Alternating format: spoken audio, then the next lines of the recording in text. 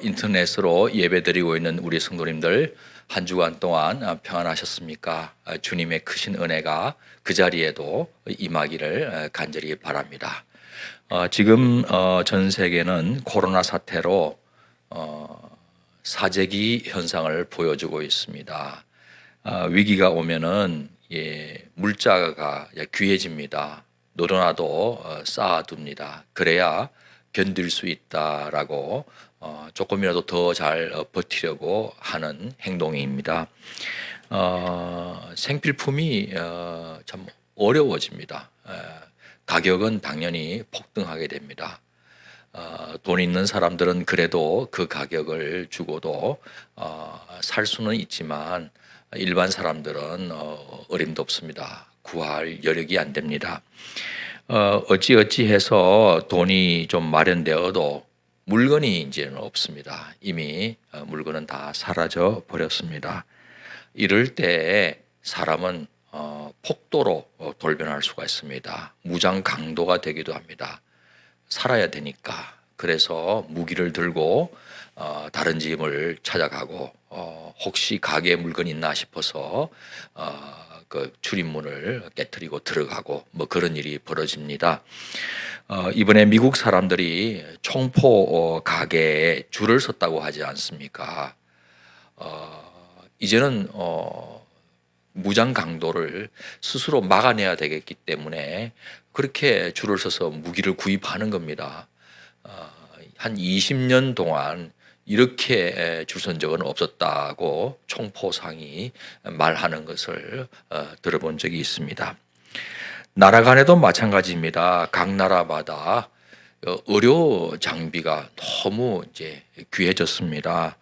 병원용 산소 마스크는 참 중요하지 않습니까? 특히 중환자들한테는 또 코로나19 바이러스가 폐렴을 일으키지 않습니까? 호흡기 질환입니다. 산소를 공급해 줄 수가 없습니다. 스스로는 호흡할 수가 없습니다. 그래서 산소 마스크가 참 중요한데 산소 마스크가 부족한 겁니다. 그러면 어떤 일이 벌어지겠습니까? 상상할 수가 없는 끔찍한 일이 벌어집니다. 그저 어차피 죽을 사람 죽으라 하는 방치하는 사태가 벌어지고 심지어 이태리에서는 90대신 할머니가 나도 이제 살 만큼 살았다. 내 산소호흡기 떼서 젊은이한테 넘겨줘라 하고는 포기했다고 하지 않습니까? 이틀 만에 그 할머니 돌아가셨죠. 이런 일이 벌어지는 거예요. 그리고 일반인들이 쓰는 이 마스크도 웬만하면 쓰지 않아도 좋은 줄 알았는데 무증상 감염이 있다고 하니 나는 증상이 없어서 안 써도 된다가 아니라 혹시 나도 모르는 사이에 다른 사람을 감염시킬 수가 있어서 감염당하지 않고 또 감염하지 않기 위해서라도 마스크 쓰는 것을 또 권장하고 있지 않습니까? 그러다 보니까 마스크 대란이에요. 우리나라는 초기에 좀 그랬는데 지금은 상당히 구하기 쉽지만 다른 나라는 이게 보통 어려운 게 아니고 가격이 많이 뛰고 있습니다. 심지어 몇 배 가격을 준다고 하니까 이미 수백만 장 공급 계약을 체결했는데도 졸지에 위약금 물고 그 계약을 파기합니다. 그리고 몇 배로 물건 사겠다 하는 나라에 팔아 넘기는 거예요. 나라마다 이런 일이 생깁니다. 그리고 돈 많은 나라는 또 몇 배로 줄 테니까 저쪽 팔지 말고 우리한테 달라고 중간에 이렇게 빼앗아 가 버립니다. 이게 지금 이러다 보니까 이 동맹이고 뭐 상도덕이고 이런 게 없어졌습니다. 너무 이게 생존과 직결된 문제이기 때문에 그렇습니다. 앞으로 우리가 지금 격리하고 또 무슨 봉쇄하고 뭐 이러고 있는데 전 세계가 이 코로나 사태가 지나고 난 다음에 나라가 어떻게 될까? 전 세계가 개인은 어떤 삶을 살게 될까? 혹시라도 죄성 가득한 개인과 이 나라의 민낯이 지금 드러나고 있는데 앞으로 더 이기주의 또 자국 이기주의로 치닫게 되는 것은 아닌가 하는 우려가 있습니다. 부디 세계 만민들이 또 세계 만국이 이 코로나 사태로 하나님으로부터 교훈을 좀 받았으면 좋겠습니다. 겸손하게 회개하고 인간이 할 수 있는 게 정말 별게 없구나 하고 회개하고 서로 도와가면서 살아야 그래도 낫지.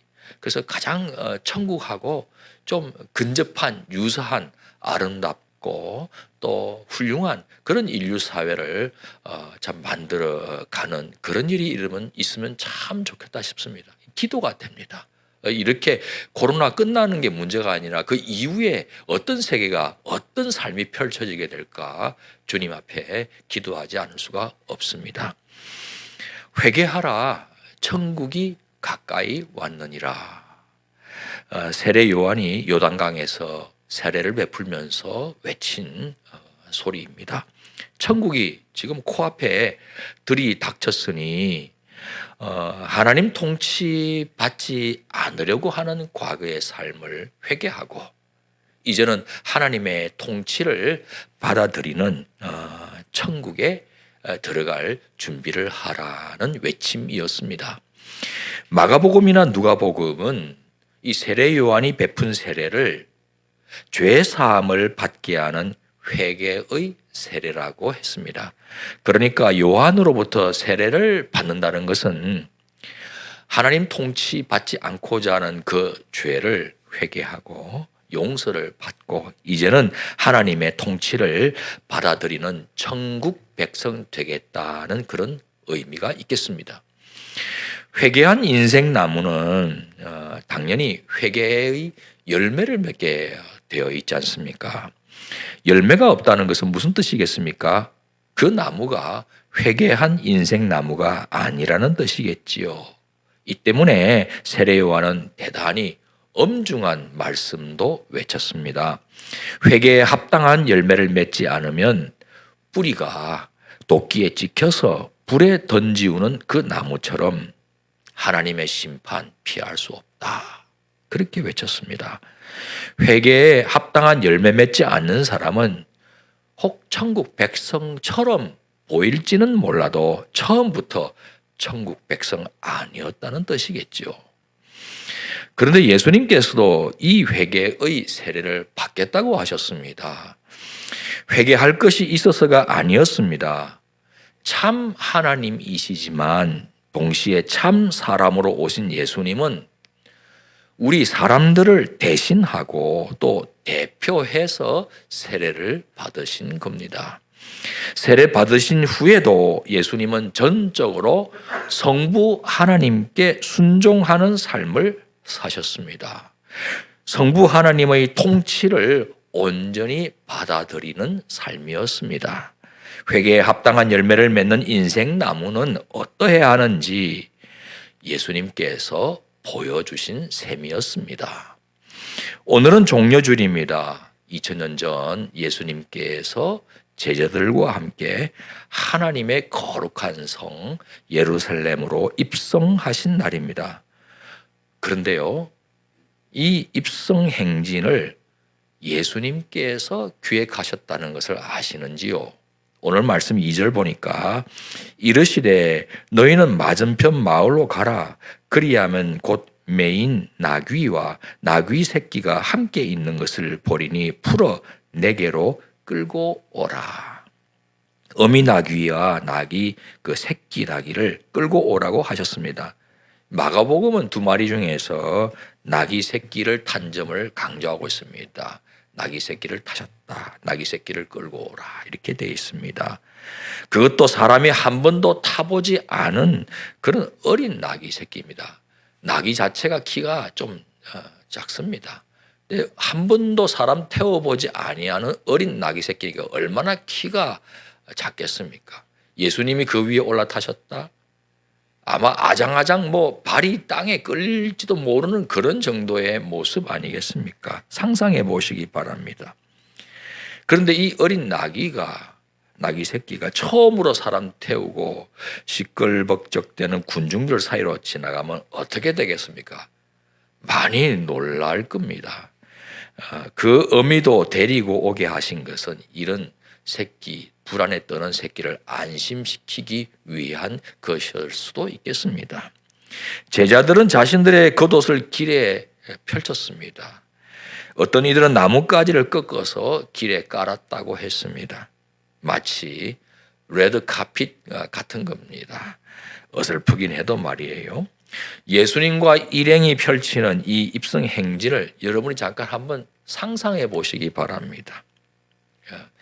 키 작은 발이 거의 땅에 닿을 듯한 그 나귀 새끼 위에 올라타신 예수님이 이렇게 입성하시는 장면.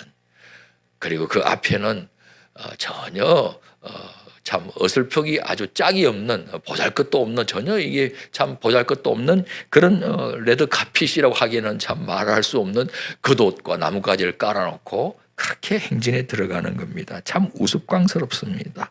로마 제국 황제나 장군들이 때로 펼치는 개선 행진하고는 정말 대조적이지 않습니까? 그런데 예수님께서 그렇게 기획을 하신 겁니다. 예수님 일행들은 예수님을 향해 열광적으로 환호를 했어요. 호산나 다윗의 자손이여 찬송하리로다. 주의 이름으로 오시는 이여 가장 높은 곳에서 호산나. 오래전부터 예언되어 있는 대로 유다 왕조를 시작한 다윗 왕의 후손으로 오시는 그 메시아로 예수님을 환호하는 소리입니다. 호산나를 소리쳤잖아요. 무슨 의미입니까? 우리를 구원하소서라는 뜻입니다. 우리를 구출해 달라는 뜻입니다. 예수님께서는 이 환호를 거부하지를 아니하셨습니다. 누가복음 19장 38절 40절을 보니까 함께 읽도록 하겠습니다. 이르되 찬송하리로다 주의 이름으로 오시는 왕이여 하늘에는 평화요 가장 높은 곳에는 영광이로다 하니 무리 중 어떤 바리새인들이 말하되 선생이여 당신의 제자들을 책망하소서 하거늘 대답하여 이르시되 내가 너희에게 말하노니 만일 이 사람들이 침묵하면 돌들이 소리 지르리라 하시니라. 이 환호를 거부하지 않는 정도가 아니에요. 이 사람들 잠잠케 하면 돌들을 세워가지고 소리치도록 만들겠다는 거예요. 적극적으로 그 환호 소리를 원하셨습니다. 예수님은 왕이요 통치자로 오셨기 때문이에요. 메시아 맞아요. 그래서 베드로를 비롯한 제자들이 했던 그 메시아 고백을 기쁘게 받아들이셨고 칭찬까지도 하셨지 않습니까? 그리고 지금은 메시아 환호도 아주 원하시면서 이렇게 받고 계시는 거예요. 하지만 예수님은 그동안 유대 사회가 갖고 있던 메시아에 대한 그 고정관념을 교정시켜 주기를 원하시는 겁니다. 너희들이 생각하는 그 메시아는 아니라는 거예요. 메시아로 온 건 맞다. 그러나 너희들이 기대하고 너희들이 바라는 그 메시아는 아니다. 이 말이죠. 당신은 이스라엘 나라나 회복시켜주는 또 하나의 그런 세상 통치자로 오신 것이 아니라 온 민족, 온 열방 가운데 임하는 천국, 그 천국의 통치자로 오셨다는 사실을 일깨워주고 싶으셨던 거예요. 그래서 예수님께서 나귀 새끼 타고 입성하는 행렬을 기획을 하신 거예요. 그 기획 의도가 있는 거예요. 다르다는 걸 보여주기 위해서. 오늘 5절 말씀은 구약의 스가랴 선지자가 한 예언이 성취된 것이라고 짚어주고 있습니다. 즉 천국의 메시아는 겸손하여서 나귀 새끼 타고 입성한다는 내용 아닙니까? 세상 제국의 권세자에게서는 결코 발견할 수 없는 그 겸손함이 예수님에게 있다는 사실을 마태복음이 짚어놓고 있습니다. 이는 예수님께서 열어가시는 천국은 세상 나라와는 다르다는 것을 예고하시는 겁니다. 예루살렘에 그렇게 들어가니까 사람들이 소동을 했습니다. 유월절 지키려는 사람들이 원근각지에서 예루살렘 성으로 몰려오는 그때였거든요. 많은 인파들이 이게 무슨 소리냐, 호산나라니, 우리를 구원해달라니. 여러분 유월절이 뭡니까? 저희 옛날 애굽 제국 밑에서 노예로 신음하던 이스라엘을 하나님께서 모세 통해서 구원해 주신 날, 해방시켜 주신 날, 구출해 주신 축제의 날 아닙니까? 그렇게 축제의 날, 해방의 날, 구원의 날, 이 유월절과 함께 지금 호산나 소리를 듣는 거예요. 호산나, 우리를 구원해 주소서, 우리를 구출해 주소서, 우리를 해방시켜 주소서. 그러니 도대체 이 열광적인 호소 소리, 환호 소리는 누구를 향한 것인지, 무엇 때문에 이렇게 하는 건지 궁금해야 하지 않겠습니까? 물었겠죠. 뭔 소리냐? 이게 무슨 의미냐?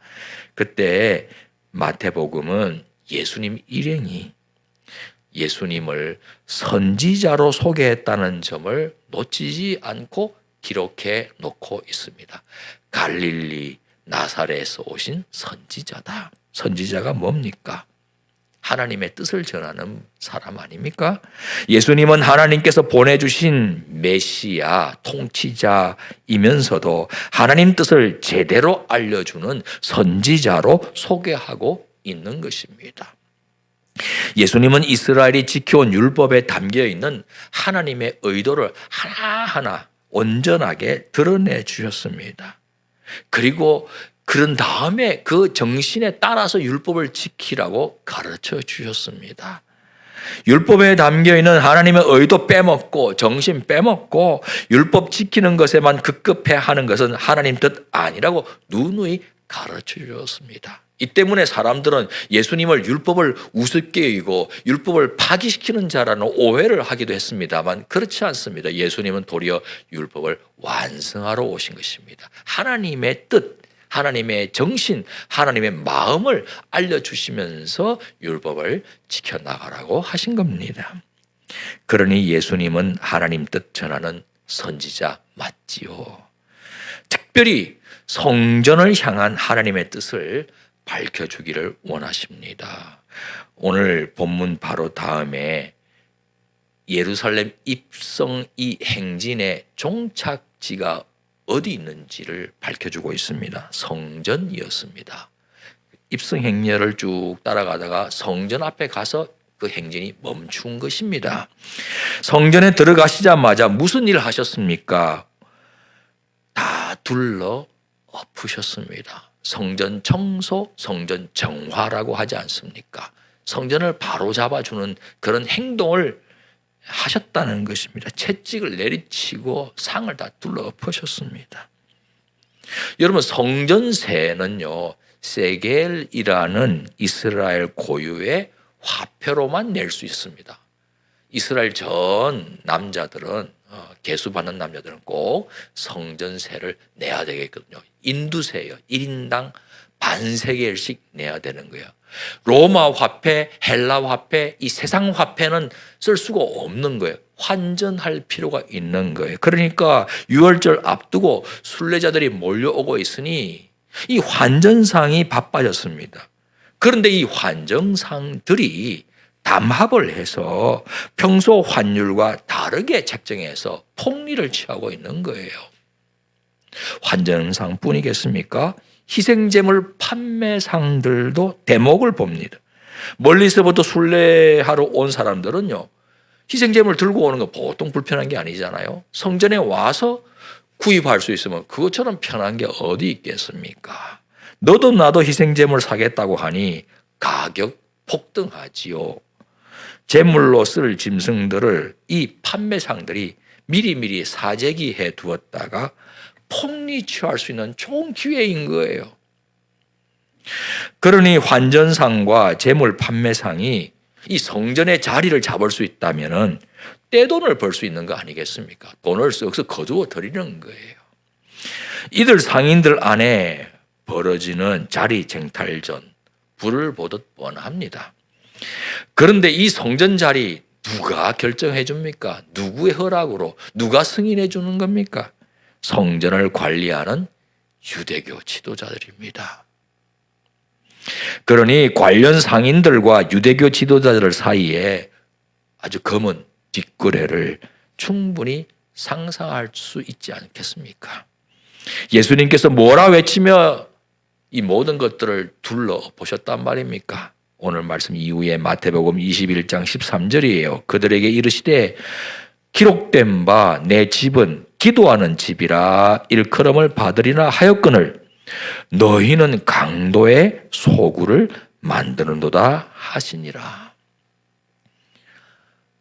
하나님을 만나서 하나님께 기도하는 거룩한 공간이에요. 그런데 그곳에서 장사하는 거예요. 장사하기 위해서 뒷거래가 있는 거예요. 장사치 소굴이요, 강도의 소굴인 거예요. 예루살렘 성전은 그래서 죽은 성전이었던 겁니다. 제사는 바쳐졌어요. 그러나 그 제사 죽은 제사였던 것이죠. 이 때문에 예수님께서 성전을 청소하고 정화하신 것은 사실상 성전을 심판하신 겁니다. 예수님은 화려한 예루살렘 성전도 돌 위에 돌 하나 남지 않고 무너질 것이라고 저주에 가까운 예언을 하셨습니다.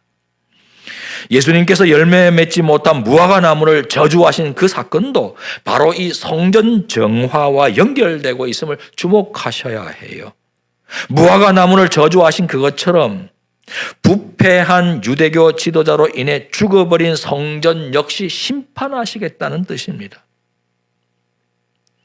지금의 교회도 주의 이름으로 선지자 노릇하고 주의 이름으로 큰 프로젝트를 행하지만 만에 하나 지도자들의 이름을 알리고 그 교회의 야망이나 달성하려는 동기가 깔려 있다면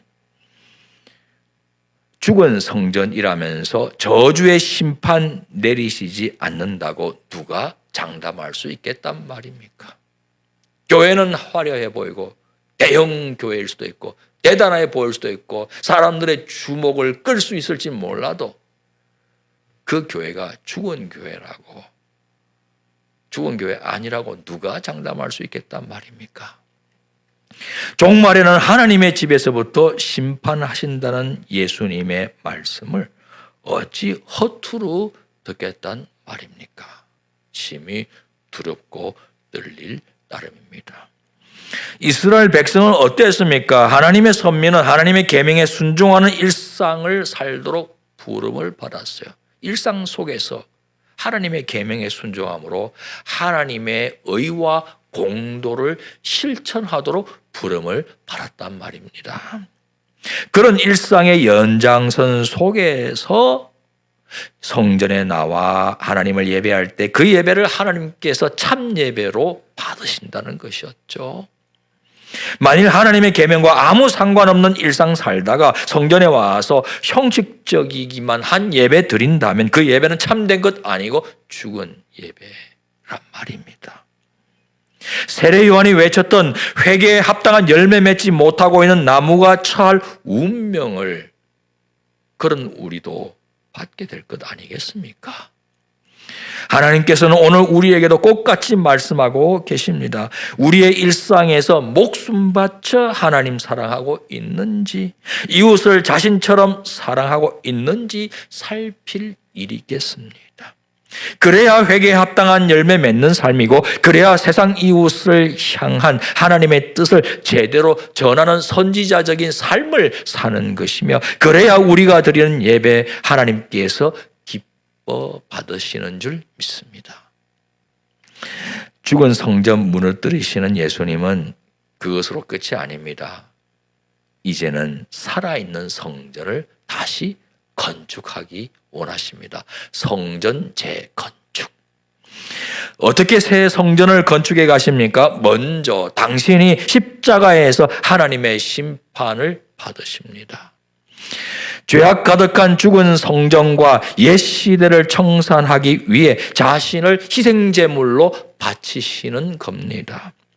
우리를 대신하고 또 우리를 대표해서 세례 요한에게 세례 받으신 그것처럼 우리를 대신하고 또 우리를 대표해서 예수님께서는 십자가에서 하나님의 심판을 받으시는 것입니다. 예수님께서 십자가에 달려 돌아가실 때 놀라운 일이 벌어졌습니다. 성전의 지성소를 가리고 있던 휘장이 찢어진 겁니다. 위에서부터 아래로. 사람이 찢어 놓으면요, 아래에서부터 위로 찢어져 올라가게 돼 있습니다. 위에 걸쳐져 있으니까. 위에서부터 찢어져 내려왔다는 사실은 하나님께서 찌으셨다는 뜻입니다.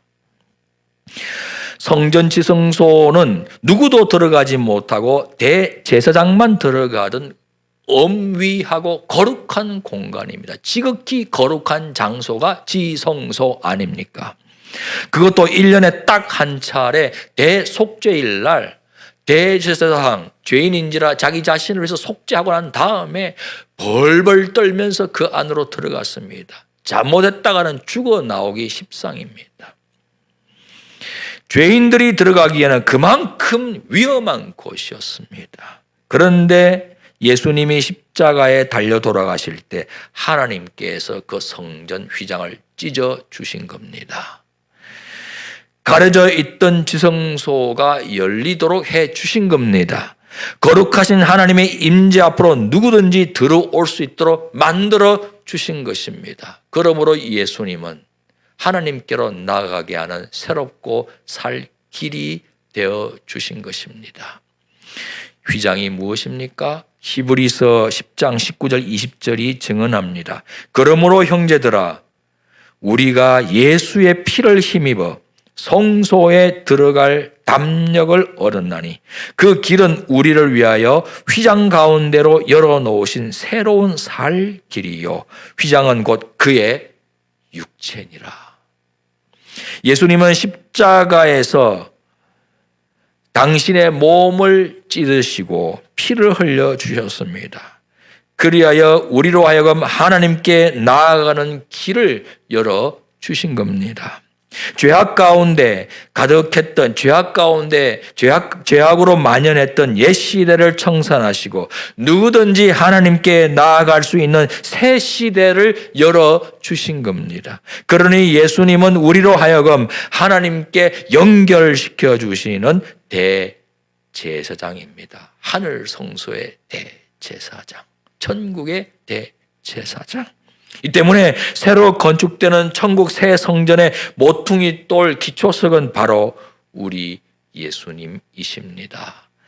에베소서 2장 20절 너희는 사도들과 선지자들의 터 위에 세우심을 입은 자라 그리스도 예수께서 친히 모퉁이 돌이 되셨느니라. 그리고 예수님 믿고 예수님과 동행하는 우리들도 예수님과 함께 새 성전으로 지어져 갑니다. 21절 22절 그의 안에서 건물마다 서로 연결하여 주 안에서 성전이 되어가고 너희도 성령 안에서 하나님의 거하실 초소가 되기 위하여 예수 안에서 함께 지어져 가느니라. 요즘 코로나로 교회가 다쳤다고 말들 합니다. 하지만 다친 것은 건물입니다. 교회 아닙니다. 더욱이 우리 높은 뜻 광성교회는 학교를 빌어 쓰는 교회 아닙니까? 학교가 다친 겁니다. 예수님과 동행하는 우리가 교회입니다. 지금도 교회는 얼마든지 천국 보여주는 새 성전이요 이웃 감동시켜 하나님과 연결시켜주는 왕같은 제사장으로 살아 움직일 수 있는 겁니다. 우리가 교회이기 때문에. 사랑하는 성도 여러분, 예수님 태우고 입성한 나귀 새끼가 생각납니다. 예수님께서 쓰고 싶어 하셨습니다. 주가 쓰시겠다 하라 하면서 끌고 오게 하셨습니다. 예수님께서 만일 우리를 쓰고 싶어 하신다면 여러분은 어떻게 하시겠습니까? 우리 자신을 예수님께 기꺼이 내어드리고 잘 모시고 다녔으면 합니다. 예수님께서 어떤 분이신지 우리가 잘 드러내 드렸으면 합니다. 우리가 군림하지 않고 겸손히 이웃을 섬기는 삶을 살 때 겸손하게 섬기는 왕으로 오신 예수님이 잘 드러나실 겁니다. 우리가 목숨 바쳐 하나님 사랑하고 이웃을 내 자신처럼 사랑할 때 하나님 뜻 제대로 전하러 오신 예수님께서 잘 드러나실 겁니다. 우리가 사람들을 친절히 대하고 감동 주면서 하나님께로 인도할 때 자신을 희생하여 하나님께 나아가는 길을 열어주신 대제사장 예수님께서 잘 드러나실 겁니다.